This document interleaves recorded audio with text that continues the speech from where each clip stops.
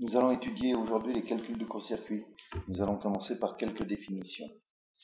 Donc la première définition que nous allons voir, c'est la définition du court-circuit. Les courts-circuits sont dus soit à un accident accidentel entre phases. Alors ce que j'entends entre phases, c'est soit entre deux phases, soit entre trois phases. Le cas le plus défavorable, c'est quand on est entre trois phases. Soit un contact entre phase et neutre, soit encore un contact accidentel entre phase et terre. Mais entre phase et terre, ce sera seulement si on a des schémas de liaison à la terre TT ou TL.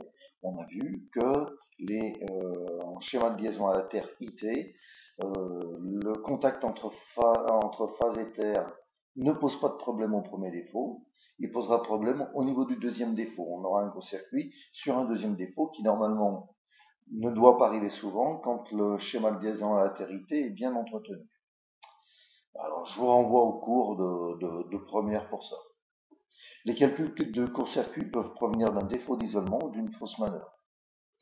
Alors, bien sûr, l'augmentation d'intensité lors d'un court-circuit est très rapide et l'intensité maximale peut être très élevée, d'où des risques d'accident. Alors, par accident, c'est essentiellement des courts-circuits, mais il ne faut pas négliger que lors d'un court-circuit, les forces appliquées sur deux conducteurs peuvent être très importantes, en tous les cas suffisamment importantes pour blesser quelqu'un, voire même pour le tuer. Donc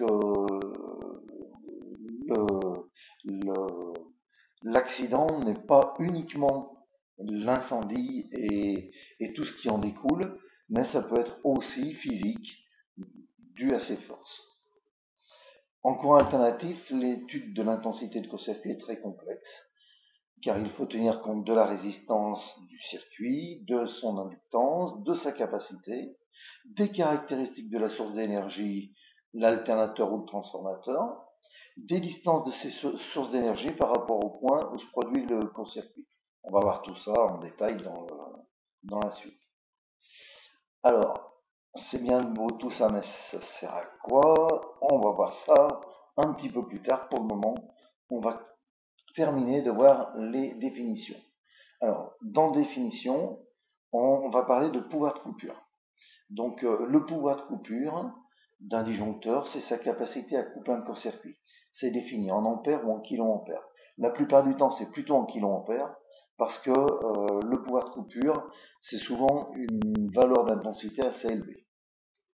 On peut dire que le pouvoir de coupure d'un appareil, c'est la valeur maxi en ampères du court-circuit qui est capable de couper. Alors, je vais vous donner un exemple. Si je dis qu'un disjoncteur a un pouvoir de coupure de 100 ampères, cela veut dire que je suis sûr qu'il coupera un court-circuit tant que celui-ci ne dépassera pas 100 ampères. Si j'ai un court-circuit de 90 ampères, je suis certain que le court-circuit va être coupé. Mais si je suis au-delà de 100 ampères, par exemple 110, 120 ampères, eh bien je ne suis pas sûr que le disjoncteur va couper. C'est-à-dire que le risque, c'est que le disjoncteur il va bien détecter qu'il y a un court-circuit, il va bien s'ouvrir, mais il va y avoir un arc électrique qui va se produire entre les deux bornes de notre disjoncteur et le courant va continuer à passer en faisant tous les dégâts qu'il peut faire. Donc le pouvoir de coupure, c'est l'intensité maxi que peut couper l'appareil de protection des court-circuits, effectivement.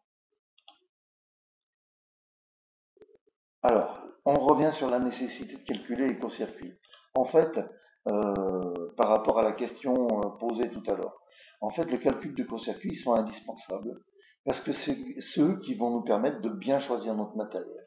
Si on prend un matériel qui a un haut pouvoir de coupure, si on prend tout le temps du matériel à haut pouvoir de coupure, c'est du matériel qui va coûter beaucoup plus cher et du coup, on va avoir du mal à se positionner au niveau des devis. Si on prend du matériel qui a un faible pouvoir de coupure, eh ben, en cas de court-circuit, il ne va pas couper le court-circuit. Donc, il ne sert à rien. Et en plus, en cas de pépin, c'est la responsabilité de l'électricien qui sera engagée.